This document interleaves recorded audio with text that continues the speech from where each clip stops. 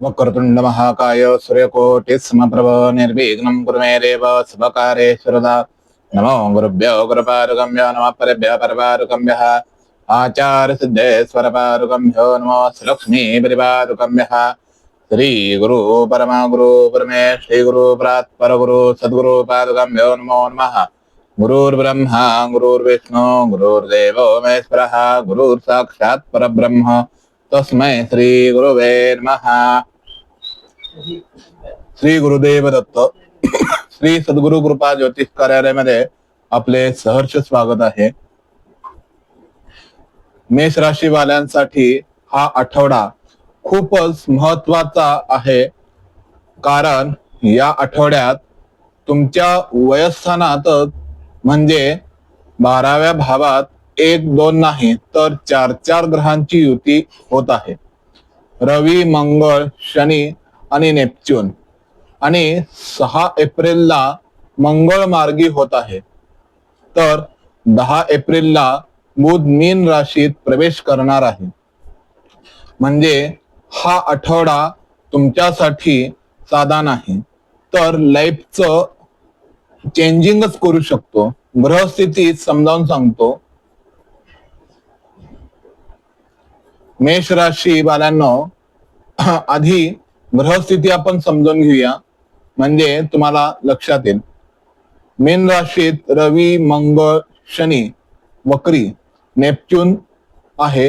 दुसऱ्या भावात वृषभ राशीत हर्षद, तिसऱ्या भावात मिथुन राशीत गुरु, 5व्या भावात म्हणजे सिंह राशीत केतू, 10वा भाव म्हणजे मकर राशीत प्लुटो, त्यानंतर 11वा भाव कुंभ मध्ये बुध आणि राहू, पहिला भाव मेष राशीत शुक्र। ही ग्रहस्थिती तुमच्या जीवनात खूप मोठे बदल घडवणारी आहे। 12वा भाव मुख्य प्रभाव आहे। सर्वात मोठा प्रभाव हा आहे तुमच्या 12व्या भावात, की 12व्या भावात म्हणजे काय तर खर्च, परदेश, मानसिक अवस्था, लॉसेस, फॅसिलिटी। इथे रवी, मंगळ, शनी आणि नेपच्यून एकत्र आहेत। हा योग हेवी आहे। म्हणजे काय तर रवी इथे आहे म्हणजे इगो हर्ट होऊ शकतो। तसंच मंगळ मार्स जो 6 एप्रिलला मार्गी होत आहे, म्हणजे आधी जे अडकलेले होते ते आता तुम्हाला हळूहळू सुरू होईल। शनी वक्री आहे। आता याचा अर्थ काय होईल तर म्हणजे जुन्या कर्माचे फळ तुम्हाला आता मिळायला लागेल। नेपच्यून न काय होईल तर कन्फ्युजन, इश्यूज वाढायला लागतील। याचा एकत्रित परिणाम काय तर मानसिक ताण, त्यानंतर ओव्हर थिंकिंग, झोपेचे प्रश्न, अचानक खर्च। पण पॉझिटिव्ह साइड एक आहे, ती म्हणजे सेपरेलिटी वाढेल, ध्यान, मंत्र, पूजा याकडे ओढ जाणवेल। त्यामुळे हा काळ तुम्हाला तोडणार नाही तर घडवणार आहे। दुसरा भाव हर्षद, आता याचे परिणाम काय होतील तर आता पाहूया। पैसा दुसऱ्या भावात हर्षद असल्या कारणाने इथं हा ग्रह अचानक बदल घडवतो। म्हणजे काय होईल तर अचानक पैसा येऊ शकतो, तसेच किंवा अचानक खर्चही होऊ शकतो। बोलण्यातही बदल होईल, म्हणजे काही वेळेला त्याचं ताळतंत्र राहणार नाही किंवा कठोर तुम्ही बोलाल तर सल्ला हा की बोलताना जरा जपून बोलत जा। फायनान्शियल प्लॅनिंग करा। तिसऱ्या भावात गुरु आहे, तर या गुरुची फळं कशी मिळतील तर तिसऱ्या भावात गुरु असल्या कारणाने हा खूप पॉझिटिव्ह आहे किंवा कोर्स चेंजेस वाढतील। कम्युनिकेशन सुद्धा स्ट्रॉंग होईल। आणखीन सोशल मीडिया, युट्यूब, मार्केटिंग मध्ये याचा फायदा होईल। जर तुम्ही कंटेंट क्रिएटर असाल तर हा काळ तुम्हाला खूप चांगला आहे, म्हणजे तुमच्यासाठी गोल्डन चान्स आहे हा। 5व्या भावात केतू, आता याची केतूची फळं काय मिळतील तर 5व्या भावात केतू असल्या कारणाने प्रेम संबंधात डिस्टन्स, इंटरेस्ट कमी होऊ शकतो। तसेच स्टुडंट जे असतील त्यांना कंटेन्शन कमी राहील। सल्ला हा आहे की फोकस ठेवण्याचा प्रयत्न करा।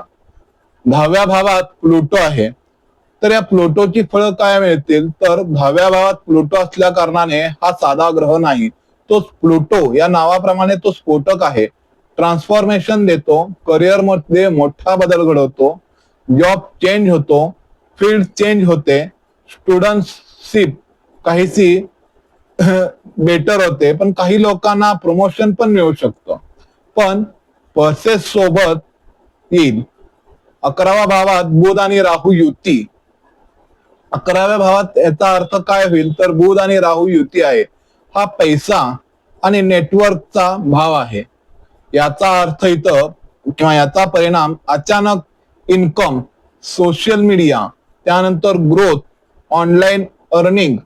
पण राहू सोबत आहे त्यामुळे इथं कन्फ्युजन देतो किंवा चुकीच्या मार्गावर नेऊन सोडतो किंवा चुकीच्या लोकांची संगत लागते, त्यामुळे त्याचा सावध राहा. शुक्र तुमच्या राशीतच आहे, त्यामुळे पर्सनॅलिटी आकर्षक होईल. त्यानंतर लोक तुमच्याकडे बघतील किंवा आकर्षित होतील. त्यानंतर रिलेशनशिप मध्ये इम्प्रुव्हमेशन होऊ शकतं. तर मेष राशीवाल्यांनो, एकंदरीत हा आठवडा तुम्हाला कसा आहे, तर पैसा येईल पण तो खर्च पण होईल. तसंच करिअर मध्ये बदल आणि संधी पण येतील. घराच्या दृष्टीने जर सांगायचं झालं तर थोडा तणाव होईल. भाग्यामध्ये मिक्सिंग आहे. हा आठवडा तुम्हाला तसं बघायला गेलं तर टेस्ट करणार आहे, पण पुढे नेणारा सुद्धा आहे. तर ह्याला उपाय काय, तर या आठवड्यात एक काम करा, दर शनिवारी शनिदेवाला तेल अर्पण करा, ओम नमः शिवायचा जप करा, तसेच ध्यान करा. हे केल्याने नकारात्मकताचा प्रभाव जो आहे तो प्रभाव कमी होईल. तर जर तुम्ही मेष राशीचे असाल तर कमेंट मध्ये नक्की मेष राशी असे लिहा आणि अशा सविस्तर राशी भविष्यासाठी चॅनल सबस्क्राईब करा. धन्यवाद.